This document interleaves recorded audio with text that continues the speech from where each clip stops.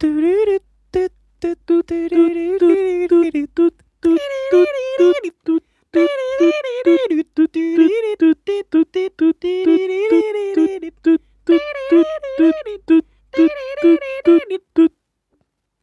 datang di Optis, obrolan para tifosi sepak bola.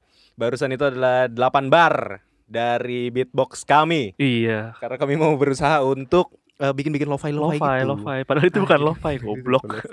Itu adalah beatbox yang ada-adan aja gitu. Iya. Yang dulu lu Teknik brengsek itu. banget. Lu brengsek banget. Teknik itu. Itu dulu teman gue pernah disuruh beatbox kayak gitu. Dia teman gue taunya beatbox tuh kayak gitu. Terus sama sama pundit korporat yang satu ini nih. Anjing diceng-cengin habis-habisan. Punya talenta dia di masa Geblek. Di masa depan pasti dia punya talenta. Padahal habis itu lu mohon-mohon sama dia buat belajar sesuatu kan lu. Iya. Ya enggak, gue mengakui talentanya. Sumpah bener enggak bohong gue. Aduh, parah banget asli lu. Iya. Aduh, emang kriminal mastermind kayak gini nih. Dia waktu itu dulu dia yang menghasut anak-anak biar ngetawain di belakang itu. Enggak.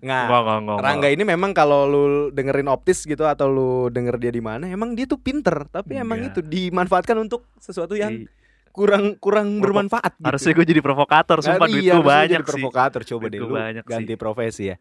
Oke, teman-teman, di episode kali ini kita bakal membahas lanjutan Serie A, tapi mungkin kita sudut pandangnya berbeda nih. Iyalah, karena kan kayaknya kalau lu mau nonton yang lebih general ada Pinsport. Iya, ada Pinsport. Gara-gara talent, gara-gara kita jadi talent ya, alhamdulillah. Biar beda kan. Bener. Di sono kita udah kasih resource yang lain lah. Kita di sini beda dikit dong. Di sini kita beda dikit dan maksudnya Optis itu memang pengennya juga ngambil angle lain. Iya, gitu. Kalau yang bahas masih sama kayak Pinsport, yang mending nonton Pinsport lu ada videonya, audio visual. Kalau di sini kan audio aja buat nemenin makan siang, kerja gitu, pulang kantor, naik MRT baru ya kan, bener. Happy, asal nggak mati aja AC-nya. Nggak, maksudnya misalkan ada apapun gitu. Ngeri sedap ya. Jadi daripada di LRT kalian itu empet-empetannya kan sambil denger Optis, semoga bisa menambah wawasan at least dari sepak bola Italia.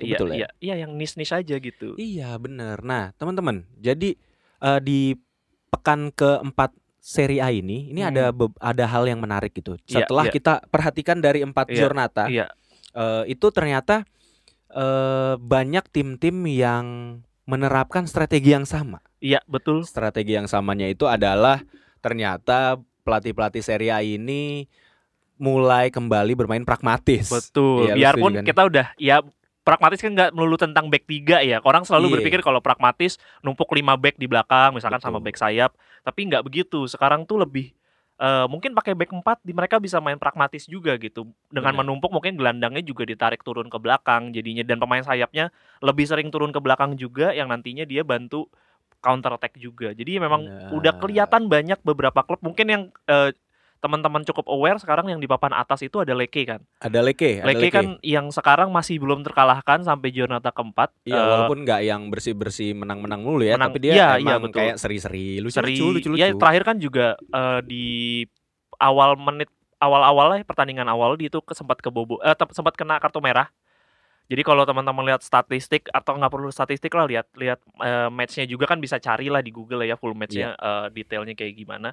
Itu benar-benar mainnya numpuk di belakang, ngelihat ada potensi untuk bisa counter attack, ya udah counter attack, dan itu bisa direfleksikan dari total passnya dia, dari shoot on targetnya seingat gue cuma 3. Shoot on target, terus juga ada jangan lupa pelanggaran. Karena pelanggaran itu kan merepresentasikan bahwa lu itu nggak banyak megang bola. Iya, gitu. Betul. Jadi lu coba pengen recover bolanya. Jadi tim yang emang jarang megang bola biasanya cenderung banyak melakukan pelanggaran. Betul. Jadi Lecce itu ada di peringkat 4. Terus ini menarik nih, untuk sampai giornata keempat ini ada Frosinone itu ada di peringkat 6. Torino ada di peringkat 7. Betul. Yang kemarin musim lalu Torino tuh agak terseok-seok di posisi papan tengah ya, belasan. Dan memang pelatihnya juga masih sama, Ivan Juric juga. Iya. Tapi ya penerapannya berbeda nih. Penerapannya berbeda. Kayaknya mereka juga udah mulai lelah dengan kekalahan. Apalagi kan kalau kayak spesifik Torino kemarin habis kalah sama Milan juga kan. 4-1 juga. Dan memang kelihatan ketika dia bermain lebih agak terbuka ya nggak bisa mendominasi juga pada akhirnya. Dia terakhir yang gue nonton Torino lawan Genoa itu pertandingan super duper boring yang pernah gue lihat di abad ini. Sangat berlebihan sih. Tapi maksud gue itu super duper boring lah untuk yang gue berharap kayak bakal ada tersaji karena tim papan tengah semua kan. Iya, biasanya kan kalau tim papan tengah tuh agak ya, bunuh-bunuhan aja lah gitu lah, pukul-pukulan aja lah gimana. Enggak, itu bener-bener long ball, pemain nyangkut di depan satu. Iya, mainnya kayak ini, dua-duanya sama-sama nahan. Sama-sama nahan, betul. Kalau lu pencet guard sama guard kalau lu lagi duel. Iya. Kalau lu ngerti main Suikoden, nah sama kita. Iya, terus juga golnya tercipta di menit-menit akhir. Terus juga kalau mungkin spesifik di Giornata 4 ya yang gua udah sempat lihat itu memang ada salah satu pertandingan itu Frosinone lawan Sassuolo di mana Sassuolo sebenarnya mainnya lebih ofensif tapi ternyata terkena getahnya. Biarpun memang kalau direfleksikan dari statistik sih Frosinone terlihat lebih unggul, terlihat lebih menguasai pertandingan, tapi balik lagi Sassuolo tuh bukan tim yang mainnya bertahan banget gitu, enggak, dia mainnya lebih agak terbuka dan kelihatan memang manfaatin exploit area sayap. Iya, tapi entah kenapa serangan yang dibangun sama Frosinone itu bisa lebih efektif gitu. Apalagi ada pemain pinjaman Napoli kan, Willy Kadri, itu dia ternyata bikin gol juga.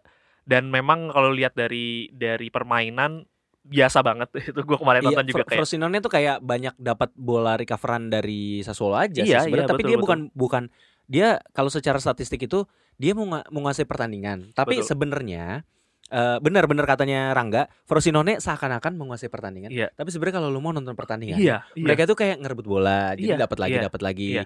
Nah, total pasnya lebih banyak karena dia berhasil banyak ngerebut. Tapi sebenarnya cara mainnya ya bukan yang punya skema, bukan yang kayak tahu mau main gimana. Betul. Dan kayak dua tim andalan kita kemarin di musim lalu, Monza sama Salernitana. Salernitana digulung juga kan pada akhirnya. Iya, benar. 3-0 kalau nggak salah terakhir lawan Torino. Benar. Di Giornata 4. Nah, jadi ada yang menarik nih. Jadi hanya beberapa tim kalau yang kami perhatikan itu yang bermain terbuka, yang bermain menggunakan skema yang open play, passing gitu. Ada yang pertama itu ada Milan. Pasti. Habis itu ada Napoli. Masih Rudi Garcia masih menerapkan strategi free flow-nya. Tapi walaupun masih belum masih bingung. Belum sebagus Spalletti.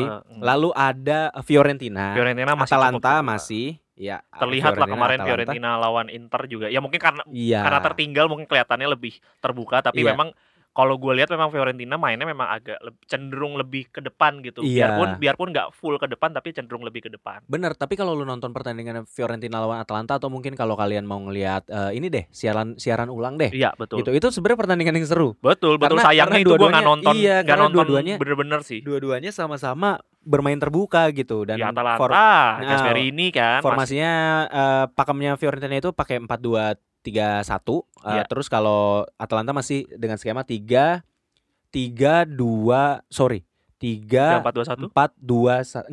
3-4-2-1. Si Koop Meiners itu di tengah 1-2. 3-4-1-2 berarti. 3-4-1-2. Nah, kayak gitu. Nah, terus ada lagi Roma menang gede, tapi kan lu tahu tim Mourinho. Itu confirm gue nonton. Itu karena lawan Empoli aja terkesannya kayak bermain sangat menyerang. Padahal tidak saya bisa konfirmasi tidak. Secara permainan juga masih ya nahan di belakang, nunggu peluang dia baru coba lempar ke sayap ya, tapi enggak yang skematik kan. Enggak yang kayak masterclass taktikal indah yang skema digambar dengan baik gitu. Nah, betul. Ada lagi Monza mainnya masih cukup terbuka ya. Biarpun kalau lawan tim-tim gede kelihatan dia mainnya counter, tapi ya memang harusnya kalau lawan tim papan tengah ke bawah dia biasanya mainnya lebih eksplosif sih. Lazio juga sebenarnya termasuk yang bermain terbuka. Tapi ya gua sih merhatiin di 2 musim terakhir dia cenderung lebih ke belakang sebenarnya. Iya, tapi Sarribolnya yang modelan ini, Pak. Ini Sarribol yang gue lihat enggak, ini Sarribol yang gue lihat di Empoli. Ini yang Sarribol yang gue lihat di Empoli dulu. Di Empoli, bukan di Chelsea ya? Enggak, Chelsea. Karena di Chelsea dia mainnya masih direct juga karena di sana ada N'Golo Kante yang disuruh lari-larian. Di Juve juga termasuk yang cukup terbuka, tapi pemainnya nggak siap dengan strategikal kayak begitu. Tapi ini Lazio di sini balik lagi ke eranya Empoli, di mana ya pemanfaatan counter attack, di mana Immobile juga gila gitu ketika skema. Berarti arguably Lazio ini termasuk yang agak pragmatis ya. Iya, betul. Kelihatan kok pada saat lawan Juve, pada saat lawan Napoli tuh benar-benar manfaatin counter attack banget. Bener. Nah, oke kalau pendapat lo gitu. Jadi gue lanjut lagi ya, ada Sassuolo sama Salernitana. Betul. Gue ulang sekali lagi ya. Berarti ada tim yang bermain terbuka itu ada Milan, Napoli, Fiorentina, Atalanta, lalu ada Sassuolo, Salernitana. Itu ada berapa?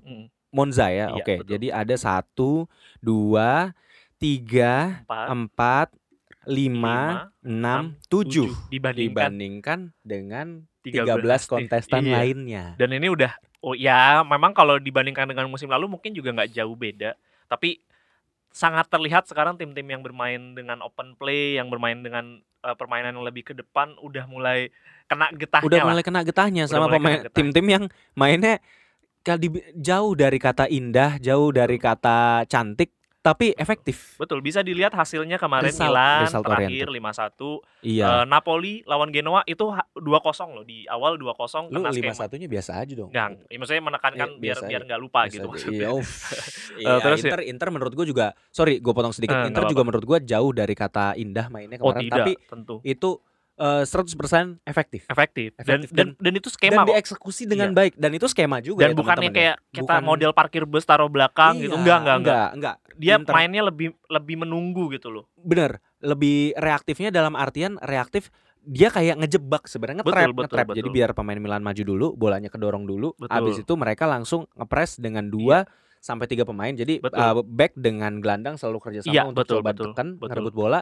Nah, di situ udah ada pemain yang siap lari. Sebenarnya itu skema yang digambar dengan baik. Kalau teman-teman mau perhatiin lebih ini. Jadi nggak selalu kan skema yang kayak kita kayak Barcelona gitu. Betul. Kayak gitu. Orang tuh selalu berpikir tactical itu harus yang taktik yang bagus itu harus yang taktik yang banyak pasnya, menarik gitu, yang ball possession. Sebenarnya taktiknya Jurgen Klopp itu kalau lu tahu gegen pressing tuh ngandelinnya kayak gitu sebenarnya. Yang lu teken, dapat bola, lu langsung habisin pakai 1 2 3 pas gitu. Cepet bagus, banyak gol gitu. Selalu begitu. Iya, sebenarnya menghibur loh. Sebenarnya permainan yang kayak Inter, gue jadi ngingetin sama Dortmundnya Klopp sebetulnya. Iya, betul.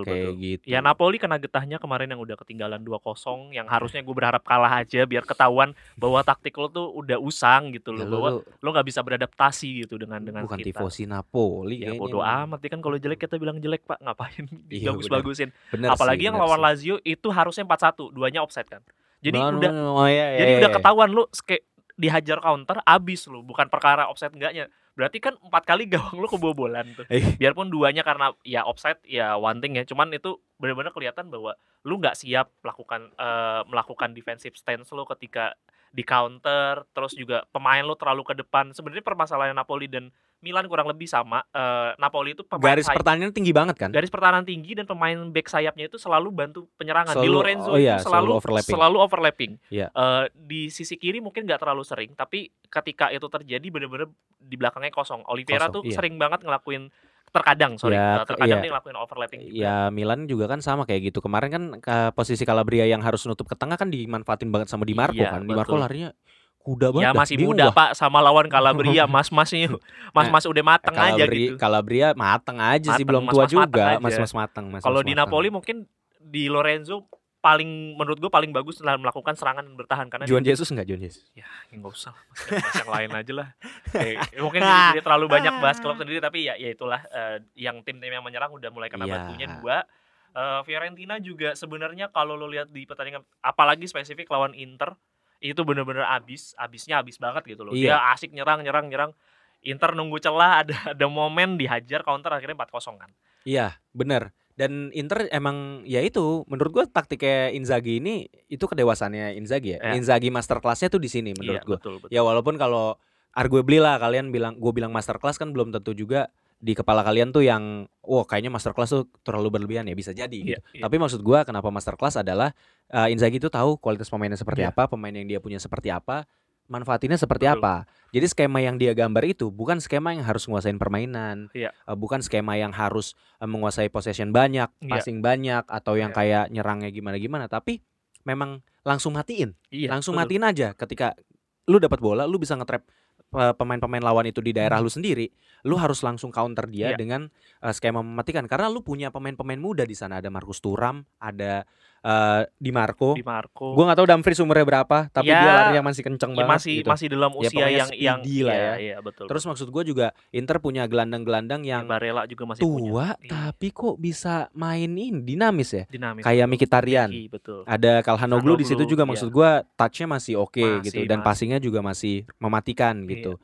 Terus ya udah. Lautaro juga dengan kedewasaannya bisa jadi, betul. gue ngeliatnya dia jadi kayak penyerang lubang yang bisa memberikan asis-asis dan terobosan kepada pemain-pemain yang ada di depannya, gitu, atau di sampingnya gitu. Ya dia udah mulai paham role-nya seperti apa lah, nggak memaksakan kehendak yang dia pengen gitu. Beda sama musim lalu mungkin karena ada tuntutan juga lagi secara tim enggak. Secara tim juga nggak stabil di musim lalu kan, makanya dia mungkin pengen lebih banyak nyiptain peluang, lebih banyak nyiptain gol, karena pemain yang di musim lalu tuh pemain yang diharapkan untuk bisa ciptain gol juga pada nggak bisa bermain perform gitu. Iya, kayak Lukaku, ya, atau siapa Edin Dzeko. Iya benar, Edin Dzeko juga. Korea juga. Dia Joaquin ya namanya, Joaquin Korea. Ya itu semua nggak bisa memanfaatkan peluang, ya udah mungkin Lautaro berpikir kayaknya gua. Iya benar. Gua rasa itu ada, ya gua rasa di situ memang ada bukan keegoisannya Lautaro ya, tapi dia merasa harus memikul tanggung jawab itu, karena bagian kecil keegoisannya mungkin pengen ngelewatin top scorernya Osimhen, karena kan nggak jauh banget gitu, beda 2-3 gol seingat gua di musim dan lalu. Akhirnya mungkin ada kekecewaan juga terhadap rekan-rekan timnya, rekan-rekan sesama striker yang mungkin nggak bisa memanfaatkan peluang gitu. Betul. Dan menurut gua wajar sebagai seorang striker lu punya sifat egois. Gitu. Harus karena itu insting pembunuh lu ada di sana sebenarnya. Iya memang lu diciptakan untuk menciptakan gol gitu. Iya benar. Nah tapi gue pengen nanya nih Kong, seberapa jauh tim-tim yang mengandalkan skema-skema pragmatis ini, maksudnya selain Inter ya, Inter menurut gue itu well prepared, well crafted lah itu. Well crafted. Jadi walaupun taktiknya kayak gitu-gitu aja, tapi ya nggak, yang gitu-gitu aja tuh nggak selalu jelek kayak Arjen Robben gitu kan. Betul. Nah ini sejauh apa tim-tim yang bermain pragmatis selain Inter tadi itu yang bisa melangkah di Serie A gitu? Apakah sebenarnya bakal tim-tim gede atau tim-tim yang bermain terbuka ini akan ikut-ikutan justru? Di mana gue nggak berharap itu ya. Iya sama. Atau mungkin punya antitesisnya untuk tim-tim yang bermain menunggu gitu. Iya. Buat gua sih sebenarnya ini ujiannya justru datang ke tim-tim yang bermain lebih dengan skema open play dan lebih menyerang ya. Justru dibandingkan dengan tim pragmatis ya, mereka punya kepentingan untuk mempertahankan sesuatu lah. Itu udah mesti diakui lah. Di luar dari Juventus, Inter. Berarti maksudnya sesuatunya itu mungkin filosofi bermain atau yang mungkin kayak harus bertahan di Serie A atau apa. Itu ada sesuatu yang mesti dipertahankan. Nah, justru ini beban beratnya datang untuk tim-tim yang sebenarnya kan kalau kita lihat yang main lebih menyerang itu justru tim-tim yang langganan di Serie A gitu. Salernitana, Monza kan memang di musim lalu udah, Napoli udah, Milan juga udah, jadi Sassuolo, Atalanta dan Fiorentina itu kan mereka memang orang Serie A lah gitu, memang sementara udah kayak incumbent lah. incumbent gitu. Ya harus gimana bahasanya ya itulah. Ini dibanding dengan Frosinone yang mereka notabene klub promosi ya. Correct me if I'm wrong. Betul kan ya? Betul. Itu Frosinone, Genoa dan Cagliari kan juga debut kembali ke Serie A. Ya menurut gue ini tuh harusnya ujian berat buat mereka, apalagi spesifik gue mungkin sebutnya Salernitana dan Monza lah. Bagaimana cara mereka, gue malah cukup berharap harusnya Monza bisa melanggeng panjang lah di 5 musim ke depan gitu di Serie A, karena secara materi pemain bukan pemain yang kaleng-kaleng gitu, pemainnya banyak pemain yang udah langganan di Serie A, pemain-pemain yang punya pengalaman, yang memang juga punya kualitas dari itu walaupun Mota, memang udah agak tua gitu. Iya betul. Petanya itu pemain-pemain yang punya kualitas gitu. Iya, yang mungkin gagal bersinar di klub sebelumnya, tapi gua rasa ini bisa jadi redemption buat mereka. Begitupun gitu. Juga Salernitana. Mereka main bagus. Iya begitu. Ini yang jadi ujiannya mereka, bagaimana cara mereka bisa ngebongkar permainan pragmatisnya lawan gitu. Jangan sampai dia kebawa sama temponya mereka. Apalagi mungkin karena gue lebih banyak nonton Napoli, gue akan coba spesifik ke Napoli. Apalagi dia ujian 3 pertandingan ke depan, ujiannya cukup berat. Ada lawan Lecce juga di situ, ada lawan Bolonya juga di situ. Di mana klub itu menerapkan strategi yang pragmatis ya, yang reaktif, yang nunggu. Betul. Ini jadi ujiannya mereka sih. Gimana caranya bisa ngebongkar itu dan cari alternatif metode serangan lain gitu. Nah, problemnya sama tim-tim menyerang yang gue tahu, gue spesifik ngomong Milan sama Napoli, kalau udah mentok mainnya crossing itu yang gue, atau individual skill selalu mentok di 2 itu. Kalau skemanya nggak jalan ya, misalkan di Milan Leao nggak jalan skemanya, pasti akan Leao yang nusuk sendirian. Iya benar. Manfaatin individual skill, atau mungkin coba nerobos dari tengah long shot. Iya. Atau ya crossing yang crossing pantulin ke Giroud kalau di Milan ya, Milan ya. Terus kayak udah ntar siapa yang dapat semoga kosong tuh. Iya, Napoli sekarang dengan kalau udah mentok nih, yang dilakuin adalah crossing ke Osimhen aja. Ntar nyampe enggak ya? Gitu kayak mainnya nunggu bola jatuh dari langit ya. Iya, atau ya itu skema taktikalnya nggak jalan, dia akan coba mulai pakai individual skill. Kvaratskhelia coba nusuk dari kiri, tarik ke kanan agak sedikit, nanti pemainnya ketarik sedikit, dicoba crossing atau coba shoot sendiri. Jadi kayak ngerti. Iya, Salernitana dengan sama pun dengan Salernitana manfaatin individual skillnya Kandreva dengan tendangan jatuh dari langit dari kanan biasanya tuh itu jadi mainnya dia kayak Suso zaman di Milan. Yang dapat cutting tembak, tapi mungkin tembak, kalau yang gue yang lihat punya skema mungkin ya alternatif skema lebih mumpuni mungkin Atalanta dan Milan sebenarnya. Milan kalau misalkan Pioli nggak punya sisi egoisnya, dia sebenarnya kan punya alternatif pemain yang secara bisa merubah cara main, gaya main tim. Pemainnya tuh beda semua gitu kayak kalau Giroud dan Jovic mungkin sama ya skemanya, tapi kalau ada masuk Okafor itu bisa beda. Atau Chukwueze itu. Sayap masuk ada Chukwueze bisa ngerubah permainan juga. Yunus Musa bisa perubahan permainannya atau bisa si kelihatan. Adli itu loh, gue berharap Yasin bisa ditaruh jadi penyerang lubang atau jadi alternatif gitu sebenarnya nusuk-nusuk gitu. Itu punya itu. Begitupun juga nih pelatih ya. Iya, begitupun juga Atalanta. Skema strikernya juga punya opsinya cukup banyak gitu loh. Jadi sebenarnya harusnya ya kalau gue ngomong Atalanta, Fiorentina sama Milan tuh nggak punya kesulitan untuk merubah skema permainan karena punya pemain yang memang secara profiling beda gitu. Secara profiling permainannya juga beda. Harusnya itu bisa dimanfaatin. Nah, yang sisanya gue tidak tahu. To be honest, gue nggak kepikiran kayak Sassuolo kemarin ketika nggak ada Berardi itu ancur-ancuran. Berardi masuk balik. Wih, bagus. Sekarang Berardi ada lagi, bapuk lagi. Bukan karena Berardinya, justru karena Sassuolo tidak punya skema lain untuk yang ditawarkan gitu loh. Iya, benar. Berardi mentok ya mentok udah. Mentok udah. Dan itu bisa dimanfaatkan sama lawannya untuk ya udah asik aku counter. Asik. Kayak gitu. Kosong, lari, tidak. Monza pun juga sebenarnya setahu gue punya pemain-pemain yang punya profiling cukup beragam gitu loh. Iya, Monza. Di sisi depan juga kayak Dani Mota, petanya tuh beda skemanya. Ada Caprari juga beda skemanya. Oke, gue pengen langsung aja nih kayak ke Lazio. Menurut tuh Lazio ini kan sebenarnya musim lalu itu adalah tim yang cukup atraktif sebenarnya. Dan salah satu tim yang paling sedikit kebobolan sebenarnya. Iya. Atraktif dalam artian bukan nih teman-teman yang mungkin kalau yang dengerin salah tangkap nih, atraktifnya itu bukan yang kayak Barcelona atau kayak Arsenal ya, atau siapa City gitu, bukan yang gitu, tapi bener-bener punya skema yang well crafted, punya pemain yang bisa punya visi gitu ya untuk langsung nusuk ke pertahanan dan lain sebagainya, rapih lah gitu, mungkin rapih ya. Apakah Lazio memang bener-bener segitunya ngerasain kehilangan sang Milinkovic-Savic gitu. Ya, tapi menurut gue tidak butuh waktu lama karena Daichi Kamada sudah terlihat memang punya sesuatu yang ditawarkan lah, secara permainan juga menarik gitu. Gue nonton Daichi Kamada tuh ternyata nggak sebapuk itu juga, ternyata punya sesuatu. Memang beda kalau lu bandingin sama Milinkovic-Savic, dia atributnya beda. Dia tuh memang well crafted, memang di depan ganas, ketika ditarik turun ke belakang juga masih bisa gitu, masih ini mau. Ini Milinkovic-Savic maksudnya ya. Kalau Daichi Kamada tuh memang kalau lu perhatiin dari Frankfurt itu memang dia mainnya lebih ke depan. Bukan tipikal playmaker yang distribusin bola gitu ya, bukan kayak siapa misalnya kayak Milinkovic-Savic. Kalau gue lihat Kamada tuh lebih kayak attacking midfielder. Iya. Itu yang harus disesuaikan. Advanced playmaker kalau di FM ya. Iya betul. Di FM. Nah, itu yang sebenarnya tinggal nunggu waktu aja apakah Daichi Kamada bisa fit in dengan sistemnya Sarri atau enggak. Ya, atau teman-temannya mungkin mulai ngertiin si Kamada mau mainnya gimana ya. Karena kan sebenarnya playmakernya ada di dia, tapi bukan playmaker yang bukan playmaker yang kayak passing-passing kayak Benacer atau Pirlo gitu. Karena masalahnya gelandangnya sekarang itu kayak Calhanoglu dia tuh sebenarnya kalau mau ngomongin. Sekarang gelandangnya dia tuh memang lebih ke depan. Kalau diperhatiin tuh gelandangnya lebih ke depan, tapi dipaksain memang agak lebih rapat ke belakang aja sebenarnya. Iya, jadi Luis Alberto. Iya benar.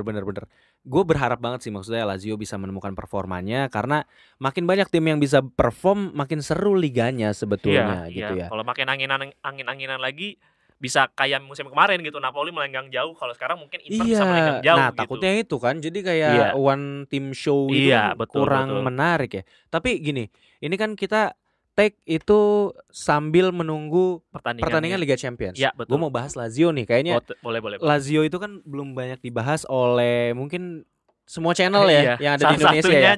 Salah satunya Pinsport karena kita juga tidak punya kapabilitas kemarin ya. Iya, kemarin kita belum belajar gitu ya. Nah, sekarang mungkin kita udah mulai ngulik lagi nih gitu. Nah, gue pengen nanya gini, pertanyaannya adalah berangkat dari apakah Lazio itu bisa melangkah jauh di UCL atau dia jadi bulan-bulanan di UCL? Menurut lu gimana, Pak? Pertanyaan yang sebenarnya gue masih sulit buat ngejawab. Pertama itu bukan karena gue nggak ngulik Lazio-nya, it's one thing gitu loh. Tapi Lazio yang sekarang tuh masih belum menemukan performa terbaiknya, dan ini kan masih awal musim banget. Tapi lawannya Atletico Madrid lagi kan. Reuni kembali Diego Simeone dengan Lazio gitu. Betul. Tapi ya balik lagi, ini gue masih belum ngelihat performa Lazio tuh bisa di tahap yang gue bisa yakin Lazio tuh bisa melenggang jauh gitu, ketemunya sama Atletico Madrid. Dimana Atletico Madrid juga bukan sama yang seperti dulu, tim langganan UCL lah. Tapi kan punya ada faktor biarpun, Diego Simeone di sana. Biarpun juga memang udah lebih menurun pemain-pemain yang diharapkan bersinar dibeli mahal ternyata nggak jadi. Joao Felix juga akhirnya dipinjemin lagi ke Barca. Terus juga secara pemain memang udah berumur juga, hampir mirip kayak Lazio juga. Pemain-pemain yang dulu diandelin jadi tim utama juga udah menua. Biarpun Jan Oblak masih lah jadi pegangan lah ya. Tapi di sisi lain kan kalau lo lihat di situ ada Feyenoord yang musim lalu juga melangkah jauh tuh dan mukulin Lazio juga di Europa League ya. Europa League apa di konferensi? Europa League gitu. Ya akhirnya kan dia kelempar seingat gua kelempar. Oke, iya benar. Nah, jadi kalau dari tangkapan gue ya, Lazio ini gua rasa untuk mengalahkan Atletico Madrid itu sulit. Tapi gue rasa Maurizio Sarri juga bisa mencoba beberapa taktik lain gitu. Iya. Nggak ada salahnya untuk ngelepas satu pertandingan menurut gue. Ya walaupun ini sulit ya mungkin diterima, tapi nggak apa-apa ngelepas satu pertandingan untuk lu nyoba sesuatu yang baru atau mainin pemain baru gitu. Nah ini, tapi kalau untuk ngelihat kebangkitan Lazio sih, kalau gue ngelihat formnya masih jauh sih. Dari kata kompetitif gitu ya. Butuh sebulan 2 bulan lagi lah untuk ngelihat form aslinya Lazio ini mau dibawa kemana. Sarri kan emang punya kebiasaan gitu, ntar abis gas punya bensin, abis itu ntar abis lagi. Dan memang tipikalnya Sarri adalah tipikal eksperimental. Jadi dia tuh paling suka kalau udah nemuin kebuntuan nih, dia biasanya ngelakuin satu perubahan. Dan perubahan itu bukan perubahan minim, biasanya perubahan drastis. Itu yang dilakuin ke Napoli juga waktu itu. Dari skema yang di Empoli 4-3-3 yang lebih ke belakang, terus tiba-tiba berubah tuh gara-gara pertandingan nggak on form. Tiba-tiba yang tadinya defensive midfielder dijadiin attacking midfielder gitu. Nah, dan itu berubah banget gitu. Itu sebenarnya butuh pemain-pemain yang bukan pemain ya, maksudnya penempatan posisi pemain yang nggak biasanya, tapi sebenarnya pemain itu punya kapabilitas itu. Menurut gue Sarri pinter untuk melakukan itu. Tapi memang jeleknya adalah dia butuh waktu. Iya. Tapi masalahnya kan udah banyak musim yang nggak kedua. Sabar, kayak fans Juventus juga nggak sabar tuh sebenarnya. Tapi kan masalahnya ini juga kalau dibilang waktu juga ini udah musim kedua, harusnya dia udah bisa. Tapi bisa nyetel. Nggak bisa disalahkan karena memang transfer Lotito juga nggak mau ngasih pembelian transfer yang dibutuhin dia juga. Iya. Jadi susah juga ya lu ngelatih tapi lu nggak dikasih materi kebutuhan lu gitu. Menurut gue materi pemainnya Lazio tuh nggak selengkap yang tim-tim lain sih. Jadi kesimpulannya apakah Lazio ini bisa melangkah jauh atau dia bakalan terlempar ke UEL atau malah keluar sama sekali. Kalau feeling gue UEL sih. Feeling lu UEL. Kalau feeling gue untuk lolos ke babak 16 besar ngelihat Lazio kayak gini enggak ya. Enggak. Tapi kalau untuk masuk UEL gue rasa itu realistis sih. Untuk gue sih berharap dia lolos sih. Gue berharap Atletico Madrid juga punya struggle yang sama, karena memang di beberapa musim terakhir juga Atletico Madrid sudah beda lah. Digdayanya seorang Diego Simeone dan pemain-pemainnya juga pasti kan udah mulai berganti ya, beregenerasi. Dan juga kan anaknya juga Giuliano Simeone juga setahu gue jadi tapi cedera. Giovanni. Ya dia punya 3 anaknya. Ada Giovanni itu paling besar, Giuliano sama satu lagi yang paling kecil. Adiknya. Yang paling kecil gue lupa main di Argentina. Gue lupa, seingat gue main di Argentina. Ya kan emang dia orang Argentina. Enggak, main di Liga Argentina. Main di Liga Argentina. Kalau Giuliano tuh setahu gue hot prospeknya striker di Atletico Madrid soalnya. Tapi cedera 3-4 bulan seingat gue. Tapi gini sih, Lazio menurut gue bisa mencuri poin pagi ini melawan Atletico Madrid karena bermain di Stadio Olimpico. Gue rasa faktor-faktor tifosi di sana akan Gua berpengaruh ya. Gue cukup berharap dia bisa curi poin lah. Gue berharap dia bisa curi poin. Malah gue berharap bisa menang gitu. Iya, jadi maksudnya perlu juga shock-shock gitu. Biar kompetisinya juga jadi seru gitu. Iya. Tapi gue rasa Lazio punya kapabilitas itu. Gue berharap banget Sarri bisa memanfaatkan itu. Jadi gue sih walaupun pesimis dari tadi bahasannya, tapi sebenarnya untuk Lazio-nya sendiri masih punya kesempatan yang besar sih gitu. Iya.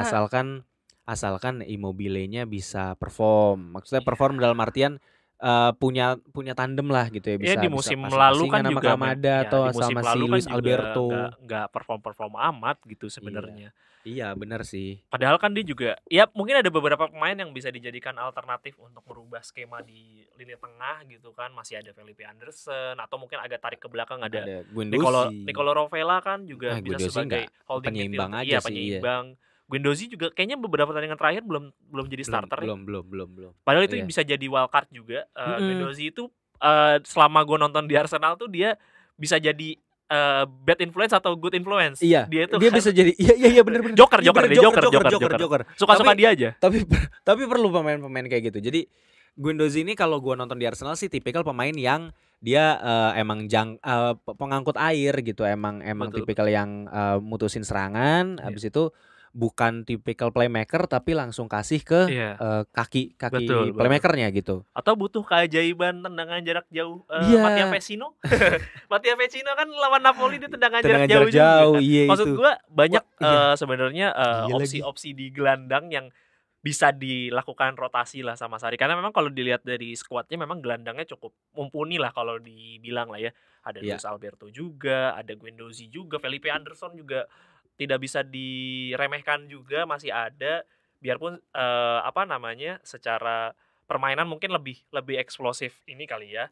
Luis Alberto mungkin masih lebih eksplosif kali ya. Benar. Nah, tapi mungkin terakhir nih sedikit doa dan harapan kalau menurut lu nanti antara Lazio melawan Atletico Madrid ini gimana? Ya gue berharap seru lah karena saya mau nonton kan. Jangan sampai kurang gitu loh. Jangan sampai ada pembantaian gitu ya. Aduh, kalau pembantaian sih gue cukup yakin enggak lah. Enggak nyampe pembantaian. Tapi melawan alot sih. Tapi feeling gue alot sih. Kalau feeling gue Atletico sih mendominasi lah. Mungkin enggak dibantai tapi 0-2 gitu.